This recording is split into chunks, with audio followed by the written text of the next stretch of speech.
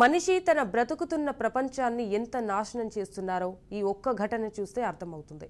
చుట్టూ ఉన్న పరిసరాలు పరిశుభ్రంగా ఉంచుకోవాలని కనీస స్పృహ కూడా లేకుండా ప్రజలు జీవిస్తున్నారు. పట్టణ ప్రాంతాలలో ప్లాస్టిక్ బ్యాగులు, వస్తువుల వాడకం విపరీతంగా పెరిగిపోయింది. రోడ్లపై ప్లాస్టిక్ పారివేయడంతో మూగజీవులు వాటిని తిని అనారోగ్యానికి గురవుతున్నాయి. ఎమ్మిగనూరు పట్టణంలో ఓ ఆవు అనారోగ్యంకు గురికావడంతో తిమ్మప్ప అనే న్యాయవాది గమనించి పశు వైద్యాధికారి సుబ్రహ్మణ్యేశ్వరాచారి దృష్టికి తీసుకువెళ్లారు.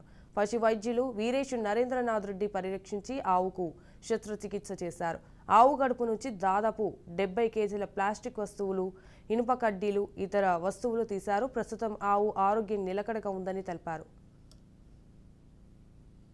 బజార్స్ ఏరియాలో ఒక ఆవు గత 3 రోజులుగా ఇబ్బంది పడతా ఉంది, లేవలేకపోతా ఉంది. సార్ నాకు కాల్ చేసేసి దానికి ఏమన్నా మనము రుమనాటం చేయాల్సి వస్తుందేమో అని చెప్పేసి అంటే మేము వెళ్ళి దాన్ని పరీక్షించడం జరిగింది. ముందుగా దానికంటే ముందు 2 రోజులు వాటికి ట్రీట్మెంట్ కూడా చేయడం జరిగిందంట. బట్ మేము వెళ్ళి చూస్తే అది విపరీతంగా ప్లాస్టిక్ తీసుకోవడం వల్ల పొట్టంతా కూడా బాగా ఉబ్బిపోయి లేవలేని పరిస్థితుల్లో ఉన్నటువంటి పరిస్థితి అప్పుడు. సో వాళ్ళకి క్లియర్గా పరిస్థితి వివరించేసి దీన్ని మనం ఓపెన్ చేసి రుమనాటం అనేటువంటి ఒక శస్త్రచికిత్స ద్వారా లోపలటువంటి ప్లాస్టిక్ మొత్తాన్ని కూడా తీయొచ్చండి.